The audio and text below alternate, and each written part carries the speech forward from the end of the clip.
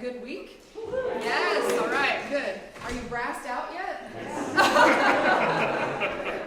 Yes, I feel that. So this talk is a kind of a culmination, or a beginning, both, of 14 years of my husband and I's relationship. We met in Boston 14 years ago, where I was doing some, I'll say, rehab on my face. I was a very strength-based, lip-based trumpet player for a very long time, and so much of my sense of endurance was dependent on how my lips felt.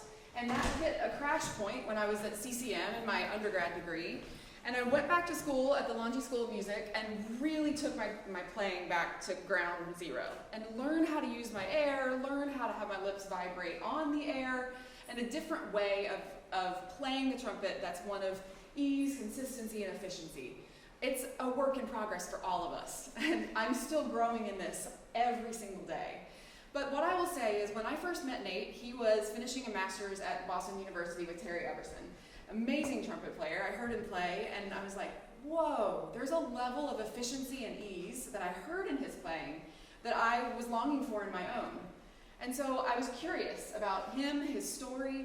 We learned a little bit about each other, and I discovered that he was going to be going into medicine after he finished this trumpet degree. And so over the last 14 years, he's been learning about medicine and also seeing the intersections between medicine and brass pedagogy. And we've been starting to put the pieces together around how we talk about and describe brass playing. We use a lot of analogies, and we think that there are some ways to talk about brass playing that's a little bit more grounded in just science terms. So that's what we're going to do today. 25 minutes is going to be a very, very brief overview for a talk that we usually give in about 2 hours, and we're really just scratching the surface of a lot of this stuff. Just so you know, the goal for us is just to help you understand and apply these basic concepts of respiratory mechanics so that we can become more efficient in the way that we power our brass instruments.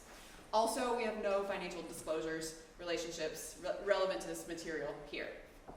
Now, take it away. Okay, so I bring a little bit of a different perspective on breathing than your average brass player because I, as a part of my daily work, manipulate people's breathing. I place breathing tubes and help people breathe when they're having trouble, and also deal with people who have lung problems, as well as folks with relatively healthy lungs. And so from my perspective as a physician, we have to breathe in order to stay alive. In fact, if you take away somebody's ability to breathe, that is the quickest way to make them unconscious, as many of you probably know. So when we breathe in oxygen and nitrogen primarily, and we breathe out a combination of oxygen, nitrogen, and carbon dioxide.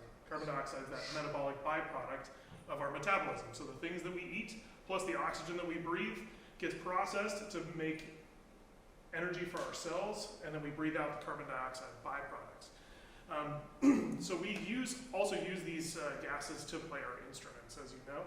And so we need to understand how our body works in order to efficiently play. And so what we're going to cover is some structure and some function as to the actual mechanics of brass playing. And my hope is that by understanding that a little bit better, you'll be able to make better use of what you've got. So ultimately, has anyone ever seen a picture like this before? Maybe on the news? Okay. So this is a weather map. And there's areas of high pressure by H's and low pressure by L's. And which direction does the wind blow if you were to think about that? On a picture like this. Yeah, wind moves from areas of high pressure to areas of low pressure. So if you see a map like this, you can kind of tell based on where you are and where those things are, which direction the wind will be blowing. So in brass playing, there are 3 key terms that we believe are really essential to kind of interpreting the analogies that we use every day. There's flow, there's volume, and there's pressure. So I want you all to just imagine I'm blowing up a balloon, and I put my hand over the outside of the balloon. What would you say is the term that best describes how much space is being taken up by the air inside the balloon? Volume, right. And how about the term that describes the air that's pushing against the walls of the balloon? Pressure, exactly. And as I'm holding my hand over the top, we can manipulate the rate of flow that comes out of the balloon. So when we think about that, that's how we're going to be applying some of these things to our brass playing. And there's some science that goes behind it too.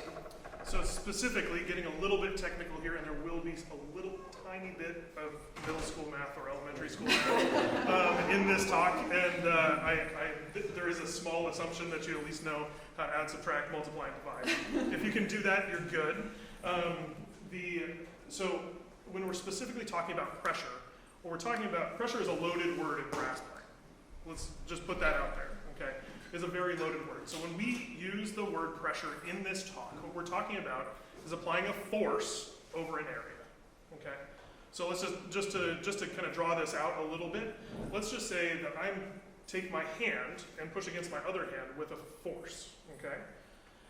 That is generating a pressure because it's the area of my hand pushing against the area of the other hand. Now, what if I were to take my finger and apply the same amount of force? Which would be applying a higher pressure? Finger, right? Because you reduce the magnitude of the A on the bottom of that equation, so the total size of that pressure number goes up, okay? So what we're talking about when we use the word pressure is force over an area. We already talked about volume. It's a three-dimensional measure of how much space something is taking up. And we also need to talk a little bit about flow, and especially the relationship between flow and speed. We use the word speed a lot in brass playing. When you really start to delve down into the specifics of that term, we move columns of air through tubes, okay? And if you start describing the speed, or more specifically the velocity, you have to start talking about individual air molecules or pockets within that tube, and that gets very complicated very quickly. A simpler way of talking about this is to use a bulk measure of how much air is moving, and that's a flow. And so when you hear us talk about this, we're intentionally not using the word speed. We may slip up and use it, but what we're really talking about is flow, okay? And that is a volume that's passing past a point at a per unit time, okay? So, it turns out these are related.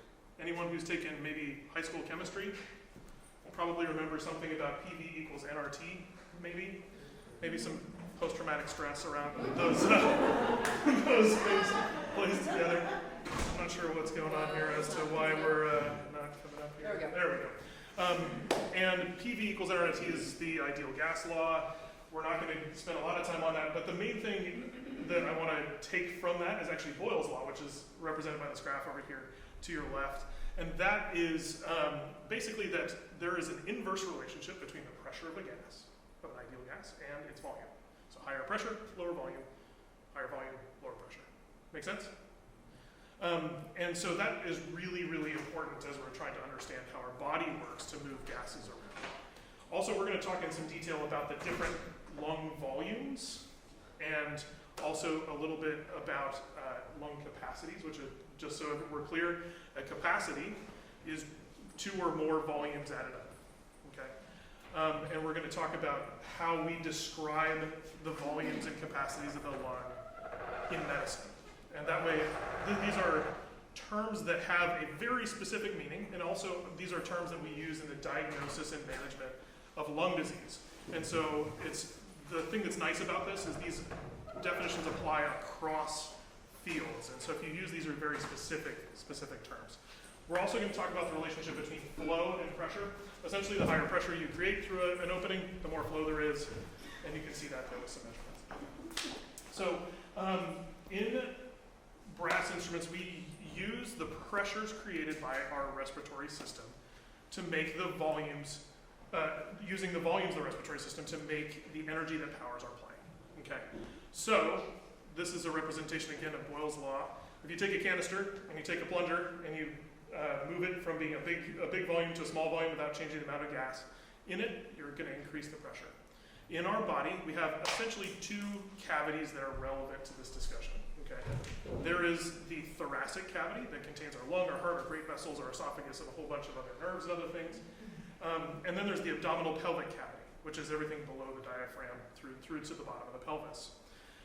And these are basically, a way of thinking about it is a single cylinder, okay, with a movable diaphragm in the middle, Okay, the diaphragm separates those two cavities.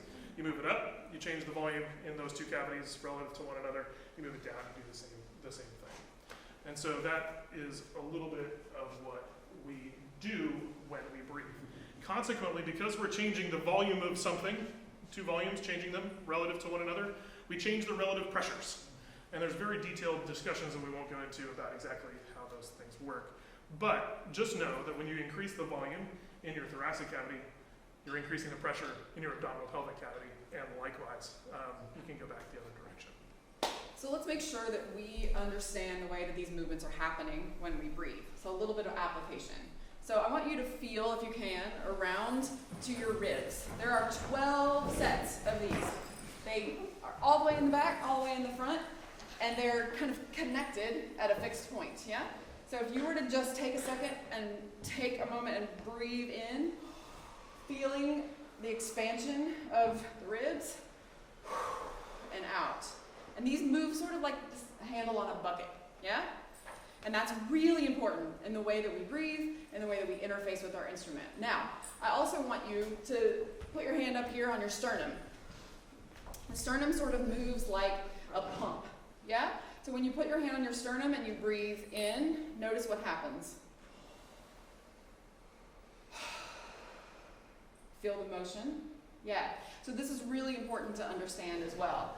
And then here, just again, Nate's already talked about this a little bit, but understanding how the diaphragm works is really, really important. The diaphragm contracts and flattens, and the external intercostal muscles contract, which increases the volume and space in the thoracic cavity. This change in volume in the thoracic cavity causes the air pressure in the lungs to go down, and as long as the airway is open to the outside, the air flows in. Does this make sense a little bit? Yeah. And just to go into a little bit more detail. So I learned a lot when I went to medical school and actually dissected a cadaver. It's an experience I can't give to all of you. I wish I could in some respects. Because quite frankly, I know it sounds icky and gross and not all that great, but it was a fantastic experience, especially for understanding things like this, especially the structures of the body and the anatomy. The thing that people don't understand very much about the diaphragm is that really it's a muscular ring. So there's muscle around the outside of it with a fibrous band in the middle. So the middle of it doesn't contract or do anything really at all. But the outside of it can get longer and shorter, which is how it does this flattening motion. Okay? So if you think about the diaphragm as a dome, and you take the sides of the dome and make them shorter, that's going to flatten out that dome. Okay? Also, the muscles, there are muscles that connect the ribs, which is how they move up and down. So the ribs are connected at the back with a joint with the spine. They're connected in the front with the costal cartilages, and those basically allow each rib to hinge. And there are muscles in between called the intercostal muscles that both pull those ribs closer together and also stretch them apart. And so when we think about breathing, really we divide it into two artificial categories that are really two ends of a continuum, okay? There's passive expiration, and there's active or forced expiration, okay? So most of the effort of breathing in passive expiration happens when you're breathing in. You use your muscles to contract the space between your ribs and to flatten that diaphragm to create a negative pressure in the chest to cause air to rush in. So that's where the majority of the effort comes, is actually during inspiration for normal breathing. And then that apparatus relaxes, pressure in the thoracic cavity goes up, and air rushes out. So let's just feel that for a second. Can you all just take a big breath in to the very, very top, and then without holding it at the top, just let it go. Ready? Passive expiration, again. To the top and let it go. Great. Now this next diagram here is something that Nate deals with every single day. And when he's in the hospital setting, he's like, you know, brass players don't really engage with this diagram. We have never really seen this before. But we use all of these things every single day in the way that we power our instruments. So let's just break this down so that we can understand how all of this is related to brass playing. So what you all are doing right now, as you're kind of sitting here just relaxed breathing with us, is tidal volume. It's that little tiny space in yellow that's happening during unconscious breathing. Y'all are not thinking about breathing, it's just happening. Now, the next thing I want you all to try is forced expiration. No, wait, what am I doing next? Inspiratory capacity, yeah? So inspiratory capacity is the maximum volume of air you can breathe in after a relaxed exhalation. So y'all are sitting here, now take in a regular normal breath, and out.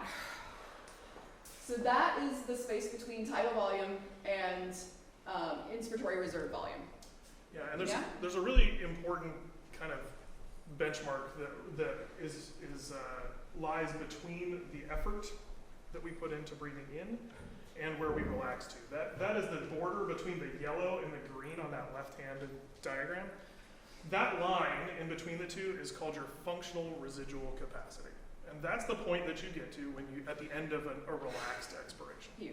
So if you breathe in and you blow out and you just let the air come out, where the air stops moving is called the functional residual capacity. FRC. So specifically, your inspiratory capacity is the maximum amount that you can breathe in above that. Okay? So and now that's when you get to FRC, what I want you all to try now is actually to push the rest of your air out. Okay? So take a breath in, return to FRC, and now go. Keep going, keep going, keep going. That's ERV, expiratory reserve volume. That space in the green over here. Yeah? Talk a little bit about the residual volume too. Yeah, so it turns out that we actually can't breathe out all the air that we've got in our lungs. And it's a good thing too, because we would, that is the amount of air that helps us stay alive at the end of an expiration. And for those of you who have ever really breathed all the way out during your playing and you get to the end, you feel like you're passing out, that's because you're using up the oxygen that's left in that reserve volume or residual volume. And so that's not great. Our brain cells like glucose and oxygen. That's important. But there are times in brass playing where you do want to go into ERV, expiratory reserve volume, where using all of that air and then taking this really relaxed inhale is going to feel great for an attack. So the ways that I've been thinking about this in my own brass playing, trumpet playing, is actually planning my breaths around some of these ideas. Is if I have a high attack that I want to come in with a really relaxed breath, it might be helpful for me to go into that ERV area so that I'm at the end of a phrase, I can take a relaxed breath and attack a high note without that feeling of what I call that stale air that gets kind of stuck in your body. So with a little bit of planning, you can start to use some of this stuff to become more efficient. And just to address that directly, stale air is your body telling you that it needs to breathe more often, okay? Its CO2 buildup is usually that feeling, okay? So it means you're not ventilating enough. So this is the balance that we need to strike between the stuff that our body needs to do its metabolic work and keep you alive, and the artistic work that we're doing, okay? And stale air is probably the best example of how those two things are sometimes in conflict, okay? And so by planning out, we all need to maintain an amount of breathing in order to stay alive, okay? And to not accumulate CO2. And so part of the planning is figuring out how you're going to get that metabolic work done and still do the artistic things that you want to do. Yeah. The way that some of this applies to our actual playing, we talked a little bit about pressure. We did not talk about sound pressure level, which is, we normally think about decibels, and that actually is what these graphs show. So the red line is actually my intraoral pressure as I was playing. So I put a little needle in the corner of my mouth. I measured with a pressure transducer the pressure that was happening in my mouth. And then I had basically a microphone or a sound pressure level meter at a fixed distance from my bell. And that's what the purple line is showing. So purple is volume, red is my intraoral pressure. So this was discovered a very long time ago. Arnold Jacobs did some of the preliminary work on this. But if you measure the pressure in the mouth in the mouth as you play needs to get higher in order to play higher notes, as you see. So from a low G on a B flat trumpet, which is the left-handed one, to an E at the top of the staff, you can see kind of a stepwise motion upward, okay? Also, you need to generate more intraoral pressure in order to actually play louder. And the difference between the two is lip tension, which we won't really go into. But in the middle one, on the F concert in the staff there, you can see I screwed up a little bit. I played a little louder than I wanted to. And so you see the sound pressure level went up a little bit and then I fixed it. But it's a really nice example because you can see how the two move in parallel, right? So same note, different loudnesses and different neutral pressures as we were going through. And so this is Denise Tryon for you horn players. This is a real life experiment that we did measuring intraoral pressures during a master class at the Cincinnati Conservatory. And this is actually an experiment that Nate ran on me related to intraoral pressures and how I can change the intraoral pressures based on where I breathe in this inspiratory capacity idea. So if you want to think about your inspiratory capacity as a gas tank, that's a really good analogy, I think, for understanding how to use this. So if you take in a very small amount above FRC, so just take in a little breath. Right here. And then let it go. A tiny amount of pressure change happens. Okay. Now go midway. Halfway. Let it go. Notice the More rate pressure, of more flow. Now all the way to the top. Let it go. Now we're talking about rate of flow. Speed of air. Yeah. Do you see the correlation?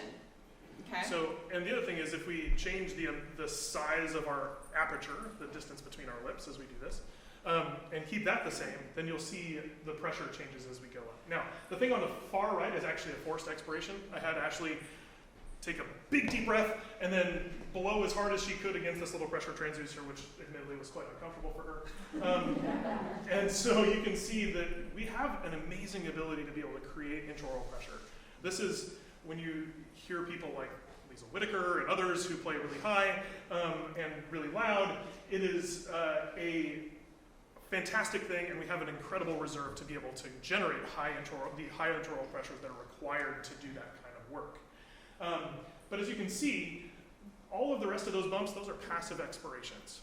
And the truth is we can get probably about 85% of the work that we need to do done with a passive expiration alone.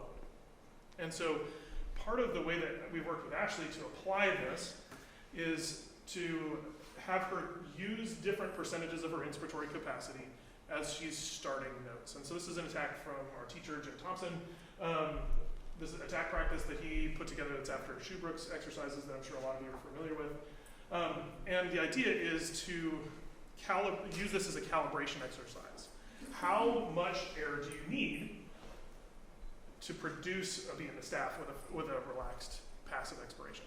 So I will often write in my music the percentage of inspiratory capacity, imagining it like a gas tank, of what I actually want to take in to come into the most efficient resonance center of any given note. So if you try something like a low note, but you take this huge breath all the way to the top, noticing that with a passive expiration, the rate of flow is going to be quite fast, then often what you'll have to do is either manipulate it to get it to feel good, or it'll be high and above the center of the pitch.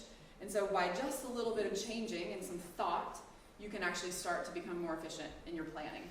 Now, one other thing I did want to bring up, you can see how steady the peaks are with a passive expiration. Okay, they're nice and flat, and it's very consistent. With a forced expiration, it's less consistent, and I think all of us can, as brass players, can correlate that in our minds. That it takes a lot more practice and is a little bit more dodgy to use a big forced expiration to produce any given note. And so that's something that bears out in the actual measurements. Now, we're right at the end here. So all of this stuff, this is just the tip of the iceberg. There is a tremendous amount of information out there about how brass instruments work. And so really what we see our role as is in applying some of this technical information and communicating it to people like you. But there are fantastic books out there. This is one that just came out in 2021 on the science of brass instruments. This has a lot more than middle school math in it. Just to give you fair warning, these are written by 3 people who are both acoustics professors and brass players, and so it's really fun. But there's a lot more out there. We're happy to engage in conversations with you about all of this. We'll be hanging around for a little while afterwards if you'd like to talk. But also, you can contact us at any time. Contact us here. I have some business cards. If we can visit your schools, let us know. If you have any questions about any of this, email us, send us some messages. And thank you so much for being here.